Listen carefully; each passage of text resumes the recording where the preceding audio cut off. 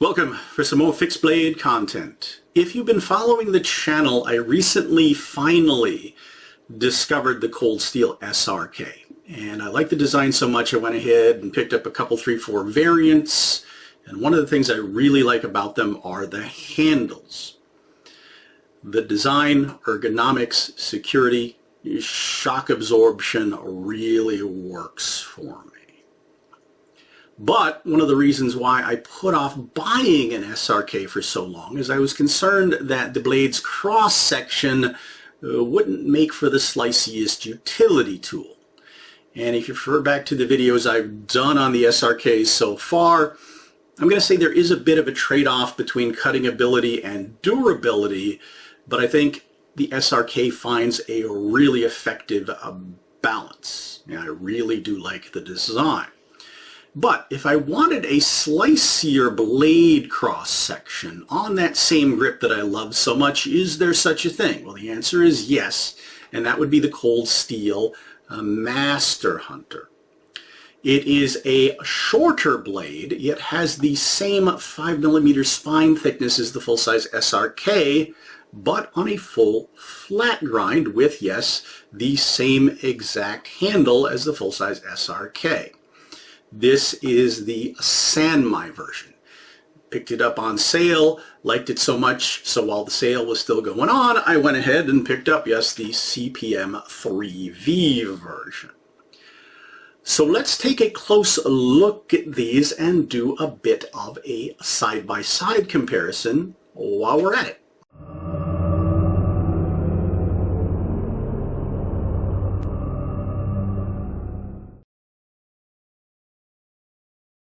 Let's start our side-by-side comparison with one thing they have in common, the sheaths that they came with. It's the exact same sheath, basic, Securex, got its pros and cons. Cons include concerns that this material will dull your edge if it rubs against that material during drawing and resheathing. So fit is really important. And speaking of fit, if you go back to the videos I did on the full-size SRKs, well, I'm certainly not the first one to notice that Cold Steel tends to use the same sheath for knives that have similar blade sizes and shapes. And in the case of that full-size SRK, the SK5 version fit in the sheath just fine, but the CPM-3V version was really snug. Hard to get in and out, and yeah, it was showing rub marks by rubbing the sides against that material. So that's kind of annoying. And I expected the same problem here because, as we will discuss, there is a slight but visible difference in the blade shapes between the Sanmai and the CPM-3V, including the front to back dimensions. So I did expect the wider CPM-3V to have trouble fitting in the sheath. But as it turns out, it fits in just fine. No problems, no rubbing. Yeah, it's a good fit. But, well, the narrower front to back blade, the Sanmai, what I'm getting is a bit more rub on the sides. I don't know how much of that is the different polish versus, again, maybe very slight differences in the specs of the cross-section, but you may be able to see it is resulting in rub marks on that polished finish, and that's annoying.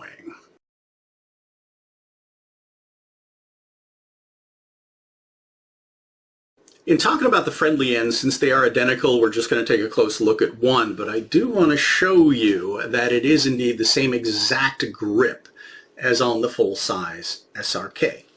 And that makes me happy because, as I've said over and over again, I really like the grip design and, yeah, even the materials.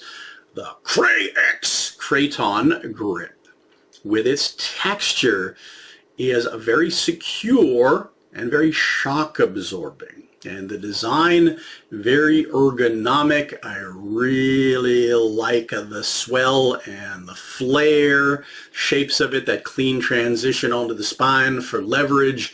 It really works for me in a lot of different grips for both utility and, in the case of the SRK, martial use. How effective are the Master Hunters potentially as martial knives? We'll talk about that. Dimensions, just like the full-size SRK, if I'm going point to point here, 4¼ inches, 11 centimeters. For my medium width hands, yeah, that's pretty generous, again, for a lot of different grips. But as for concerns with the design and the materials, well, you can go back to my SRK reviews or pretty much anybody's SRK reviews. The biggest one tends to be it's not a true full tang. They call it an encapsulated tang, but what that means is it's a robust stick tang. It's not quite full length. It does go down to the lanyard rivet, but doesn't extend out the bottom.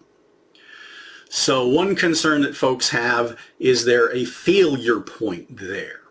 Now, I've watched a lot of destruction videos, and yes, sometimes these will snap off at the base of the blade, but I've actually seen more cases where the SRKs and even these blades fail, well, snapping off anywhere else, close to the tip or even mid-blade, depending on what kind of crazy extreme thing you're doing. So this is not necessarily a stress riser. But other concerns, well, over time and with exposure to elements or whatever, this material might start to break down. But another thing that comes up with this design is under repeated shock, the material might separate from the tang underneath and you might get some looseness and wobble. And under impact, I admit with some of these knives I've noticed it just a little bit already. So it is an issue. But again, if the Kraton grip ever fails, I probably have a really good basis for mounting another, maybe a better grip on these. And if I ever do that, I will do a follow-up video. Before we get to the side-by-side blade comparisons, I do want to make one more comparison with the full-size SRK, specifically against the Sanmai version. Because while there is a significant difference in blade length, you're talking 6 inches versus 4 5/8 inches, 11½ centimeters. As I've mentioned, same 5mm spine thickness.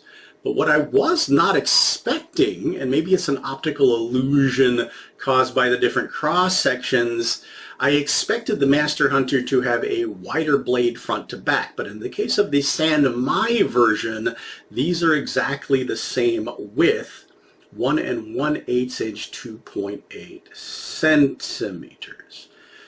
There is, as I've already shown you, a difference though in the width and blade shape between the Sanmai and the CPM-3V. But before we get into that, how much did I pay for the things? Well, I did get them on an awesome sale, so always shop around. But I think right now on Amazon, the Sanmai is going for around $90-ish US, whereas the CPM-3V is going for a little over $100. So about $10, $12 difference between the two. And for that, okay, well, the Sanmai version is made in Japan versus the CPM-3V made in Taiwan. A lot of other reviewers, including myself, have noticed what I'm going to call a slight difference in finish quality between the two. And it's not just that the one has a polish, which unfortunately shows those rub marks from the sheath, versus the CPM-3V that has a stonewash finish, but I think just a little bit of visible difference in the finishing quality in terms of how clean and precise the blades are. The Sanmai, it's a little better done and therefore a little prettier than the more utility-looking CPM-3V knife. Now when it comes to practical differences, VG1 Sanmai.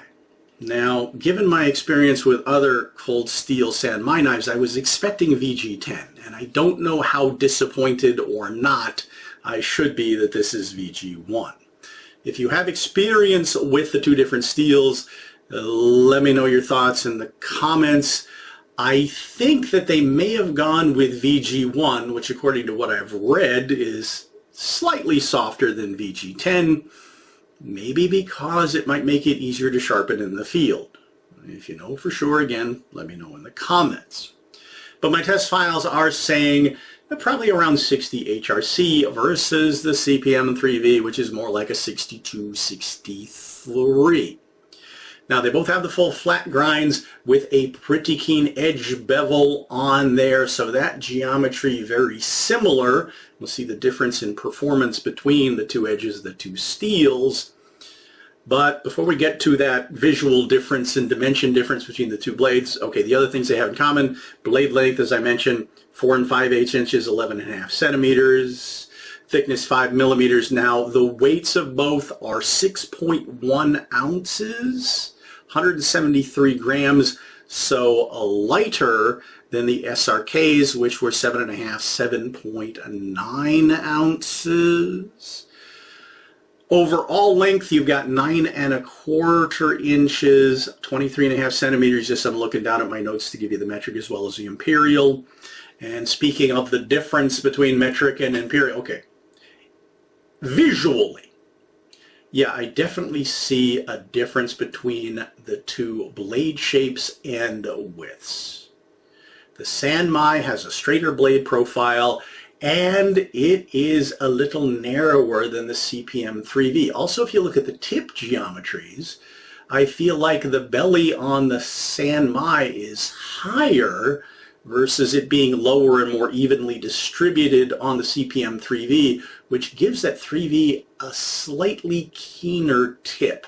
It's not much, but what is the actual difference in width front to back? Well, as I mentioned, the same as the full-size SRK, the Sanmai, that's 1 1/8 inch, 2.8 centimeters. CPM-3V is 1 3/16, 3 centimeters. You're talking 2 millimeters of difference. How much of a difference does it make in how these knives perform? Well, let's get to the test footage.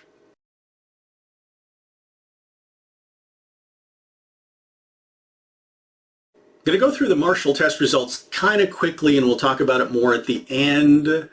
But starting with stabbing and thrusting first into my Pell, which is multiple layers of thick cardboard backed up by a couple of inches of compressed brown paper bag paper up against my redwood target. It's a medium that gives me more resistance the deeper I get into it.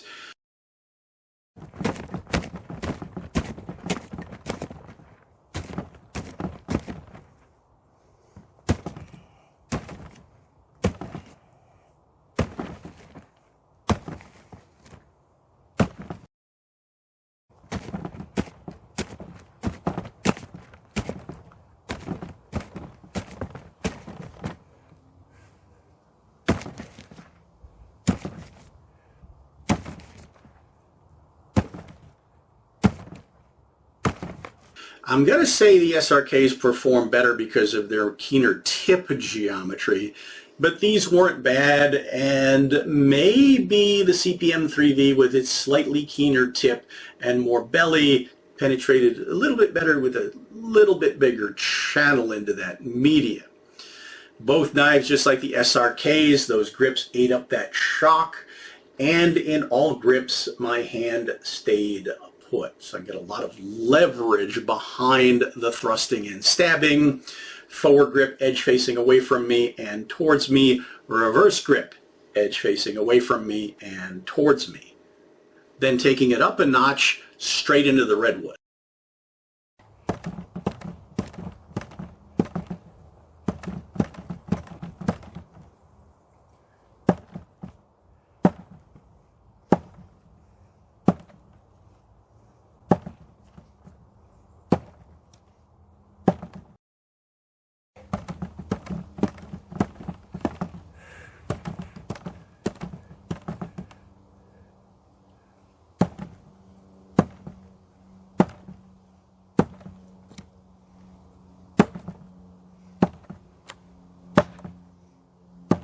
I'm not trying to destroy the knives by driving it into the wood and twisting it sideways. If you've watched destruction videos, it's basically the way to do it. But I do want to see how these tips hold up if they collide with something a bit more resistant than just soft media that also imparts a lot more shock back into my hand And yeah, these grips again stay put and eat up that shock very, very nicely. But the tips held up. And then, yes, I did try throwing them.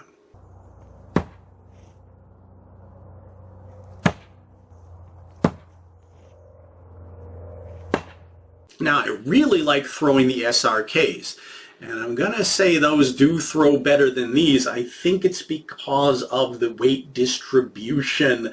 The SRK versus the Master Hunter blade, these are a bit more challenging to throw, but I was able to make it work. Not my favorite, definitely prefer throwing the SRKs. Finally, the bamboo test. Can I induce chip or roll on a fragile edge? And I was a little bit more nervous about the San Mai.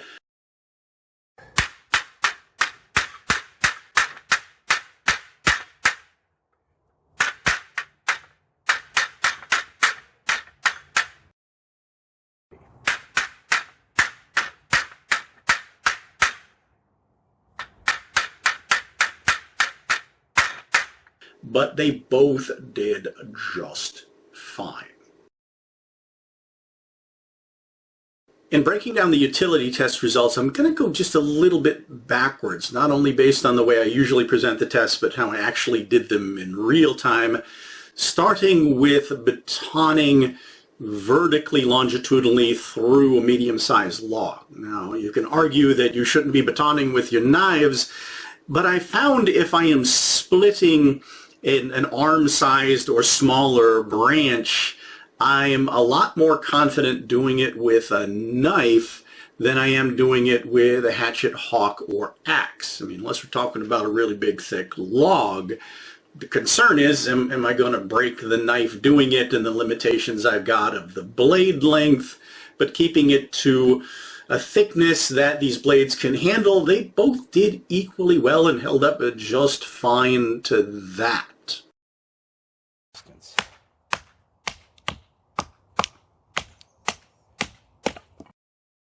Piece of wood.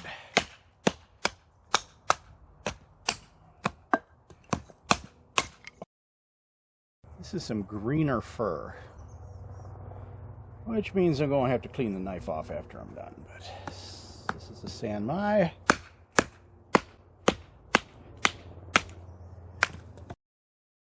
CPM-3V. But it was when I started really applying the edge to tasks, I started noticing differences, starting with fine carving.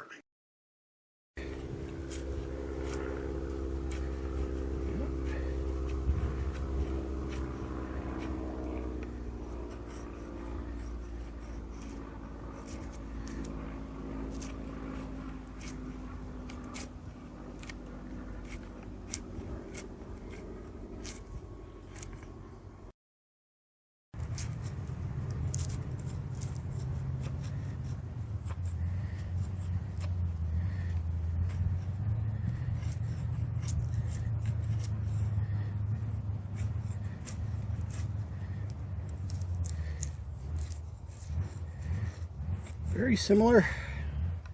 To say maybe the 3V feels a little bit toothier than the San Mai. The CPM-3V, I just felt like it bit into the wood at those shallow shaving angles a little bit better than the San Mai. Now, I've had challenges with San Mai cold steel knives before, getting a good toothy edge on them.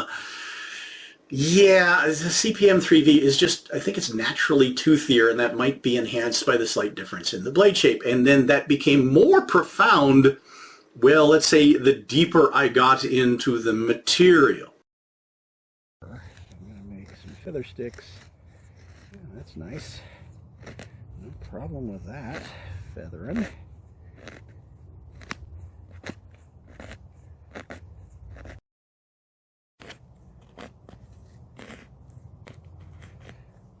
Again, I feel like this one is just a little bit toothier, so I'm getting a better bite out of it.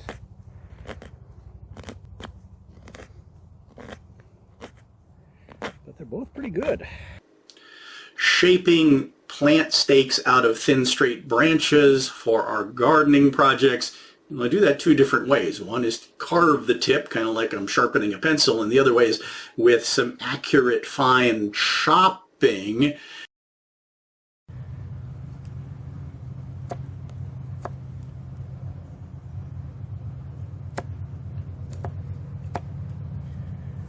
Pretty resistant piece of Indian plum here.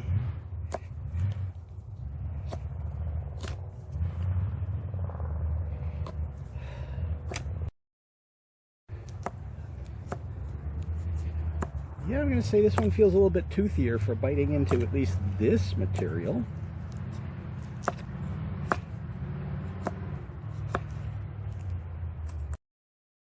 Top one.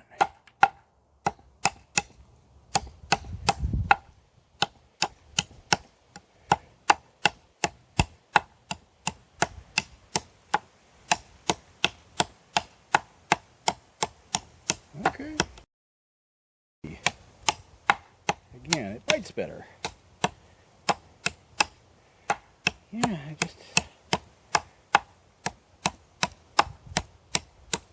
like the way this thing gets into wood. A little bit better than the sand my.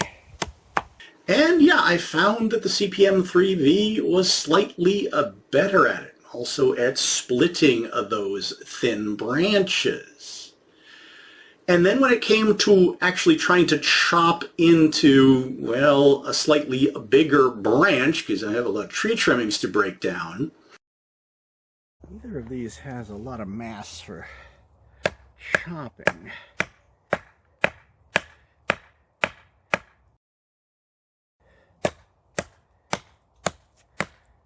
Okay, the CPM-3V bites in a little bit better. This is a much lighter blade than something like an SRK, even so I had better luck with the SRKs. This one I didn't expect to do very well, and it didn't, but the bite on the CPM-3V gave me better results. And then when I did the riskier thing of actually trying to baton these crossways through a branch that's about 2.5 inches thick,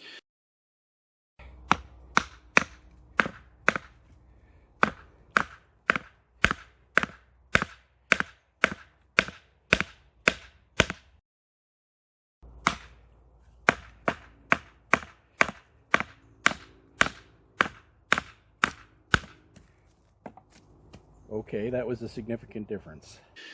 Well, the CPM-3V just did better at it. I was kind of blown away, the difference between it, and maybe I had the knife, in different pieces of the wood. Maybe that made a difference, or a slightly different angle, or something. But I'm going to say when it comes to being a woodcraft tool, the CPM-3V performed better for me.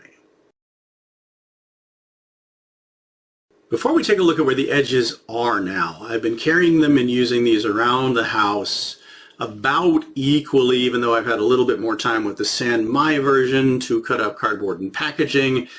And yes, I've heard people tell me that these are hunting knives or woods knives. They're not designed for cardboard, but I mean, a utility knife should be useful for cutting up cord and packaging and all sorts of different things. And I'm going to say they perform very similarly, whereas this CPM-3V, I would admit, things like cardboard is a little toothier. But the benefit of both is I have really keen edges, really good geometry, and those grips give me a whole lot of leverage in doing jobs like that. I also have done, well, food prep with them. And the argument here is these are hunting knives. Therefore, they should excel at game preparation. But Mike don't hunt. It's not a thing I have the time to do or have had a lot of experience with. So I figure, maybe I'm wrong, the closest analog would be the preparation of food, especially meat. And they both did about equally well. And just a little bit of difference in the shape of the belly of the CPM-3V, and it's a little bit toothier. But I think when it comes to food prep, I like, shall we say, the slickness of the Sanmai may be a little bit better at that job. So it's kind of a give and take there. But where are they currently? All right, against paper. Here is the Sanmai. Yeah. Shaving sharp? Yeah, it is, absolutely. And the 3V. Yeah, again, I feel like it's a little bit more toothiness there. How about against a piece of cardboard?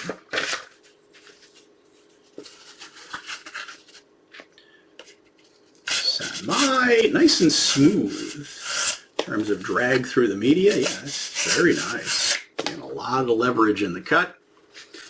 3V. It just feels like it cuts better because, again, that edge is naturally just a little bit toothier.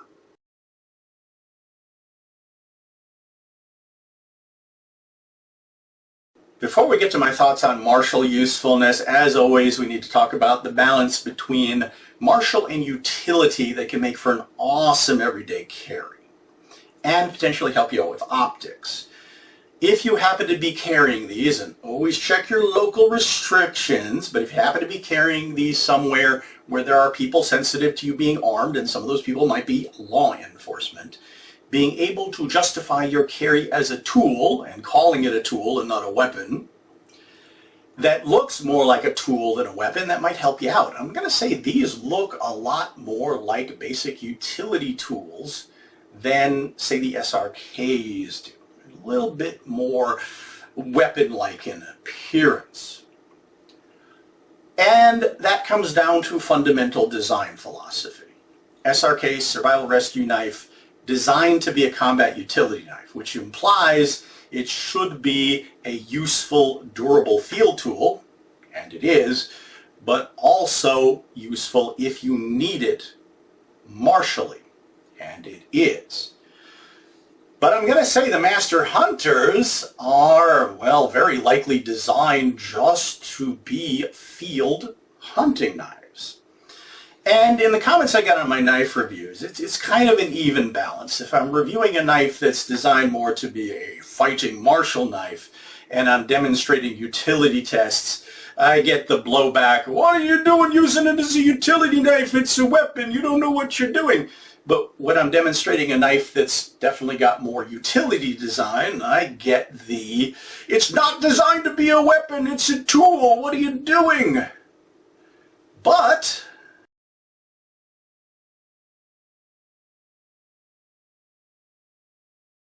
martially speaking, this is fundamentally a 4.5-inch fixed blade with a really secure grip that gives you a lot of leverage behind that tip.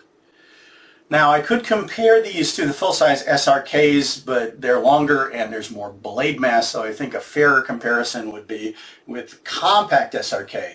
But when it comes to the tip, I'm going to say, yeah, the SRK tip geometry in general, it just penetrates better, and I feel it might even be, at least in these flat saber ground versions, a bit more reinforced for that job.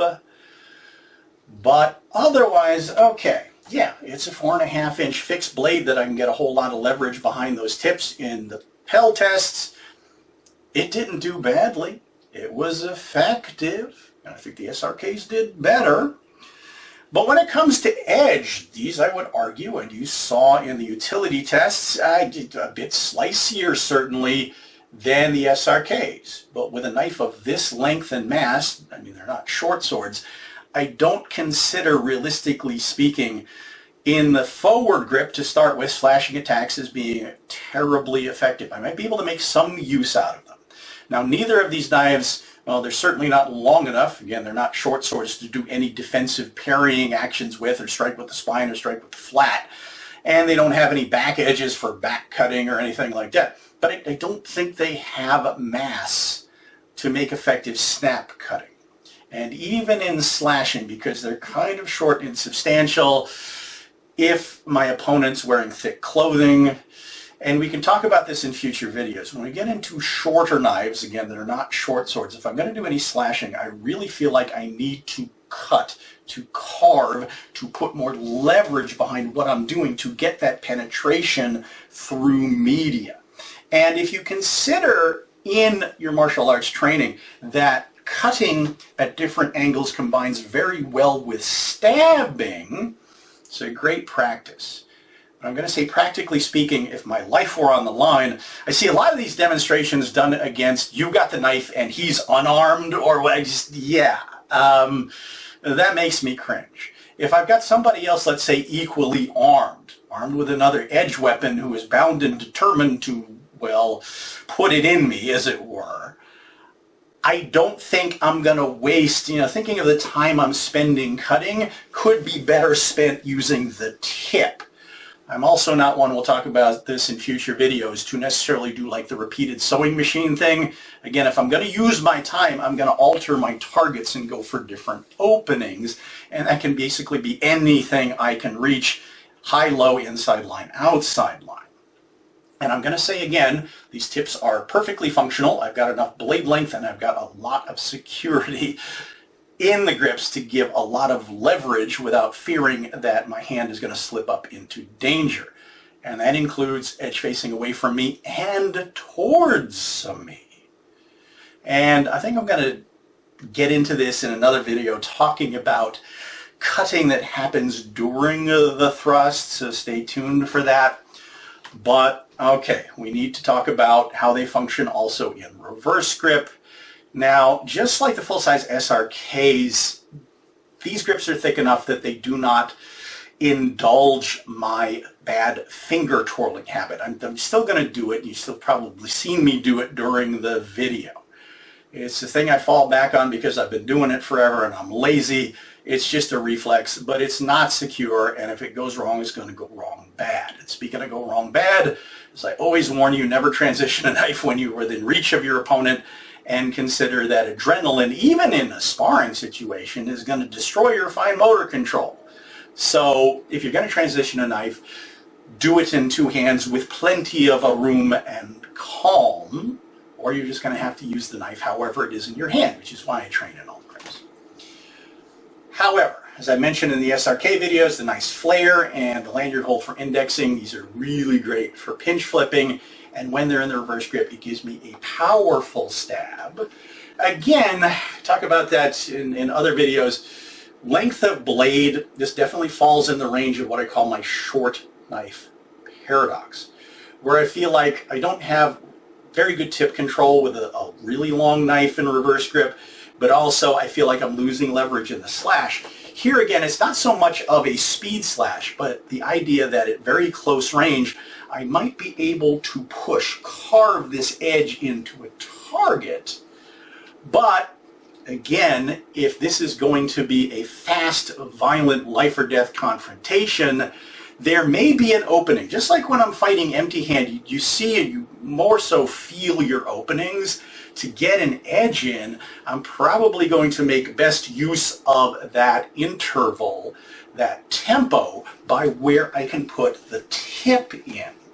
And I've got a lot of leverage to do that here with the edge facing away from me and towards me. I'm getting that back cutting action in it. But again, my primary focus is going to be use of tip in a real adrenalized, chaotic life or death situation. Now in other situations, okay, just like I've talked about with the SRKs, not a full tang, but it's a solid piece of rubber. I've got a firm grip on it. I could use the pommel as a less lethal impact tool. But it's not a hammer and it's not a glass breaker. If I was going to make a choice between the SRK and these as a martial knife, I'm absolutely going to pick the SRK. But as a slicey tool, I kind of favor them better. And as a final note, if I was going to pick between the two, all right, if I wanted the prettier one, I'd go with the Sanmai. If I wanted the more all-around useful tool, I would recommend spending the extra money on the 3V. I just think utility-wise, in performance, it is a bit better. But again, it's just not as well refined. But, all right, let's stop the video here before it gets too long. get our conversation going. If you have these, any thoughts also on the differences in the steels, including the difference between VG10 and VG1, get that in the comments. Otherwise, as always, thank you so much for watching, liking, subscribing, following my journey, putting up with my madness, seeking me out on social media, and I hope to see you back. Okay, next we're going to be taking on the Pendleton Hunters.